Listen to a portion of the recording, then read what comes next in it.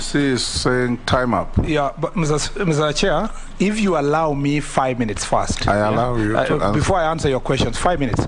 On two things. One, I did not complete the issue of the airport, and it will be very unfortunate to leave here without telling you what's happening at KA. The airport in the JKIA currently receives 7.5 million passengers a year. Compared regionally, Ethiopia is now receiving 15 million. That one was 7.5, 15 million. Rwanda is 2.5. Rwanda is doing an expansion, and quickly in an year or two, they may move to 10 million. Ethiopia is planning to get to 100 million passengers at the airport by 2024. Meanwhile, we have tents at JKIA, Mr. Speaker, as a terminal. When you land JKIA and you're saying we are a transport hub, you land there, you find you are processed through a tent.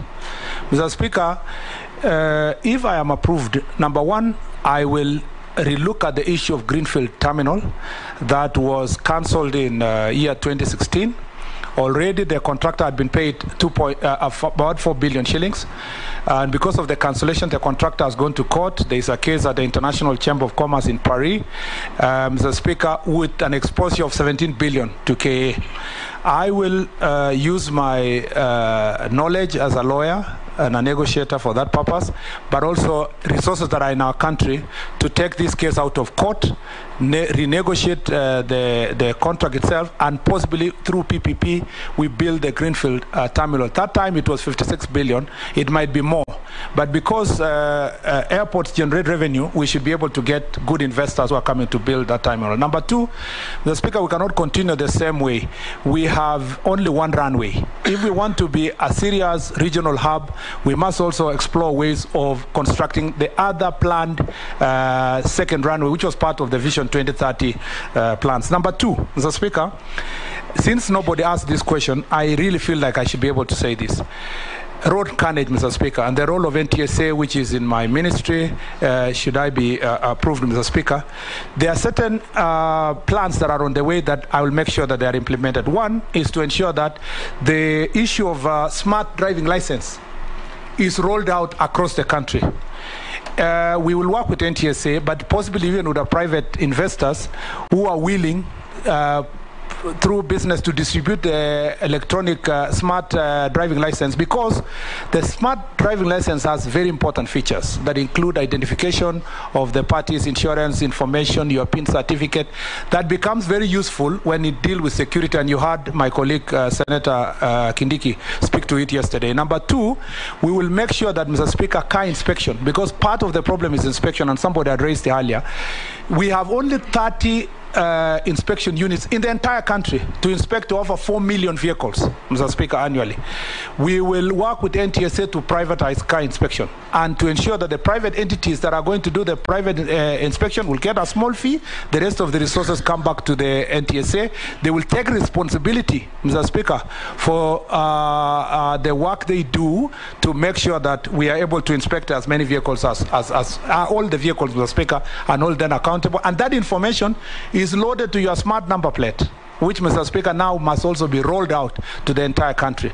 We will also make sure that all the driving schools, Mr. Speaker, training schools are all registered, monitored, and supervised, so that we make sure that we train our drivers very well. Mr. Speaker, on the use of technology on traffic, and particularly in the city here, already there is a pilot project that is being done by KURA, Kenya Urban Roads Authority. And NTSA is working also on Transport Integrated Management System. I will tell you something very astonishing, Mr. Speaker, and shocking actually. In one of the cameras they installed in one of the corners, I'll not say where, in Nairobi, they established that per day, the camera records 300 offenses. One camera, but it's in a roundabout, so there are 4 cameras. All the 4 cameras each record 300 offenses. And of the 300 offenses, Mr. Speaker, they are about, the fine goes up to 3,000.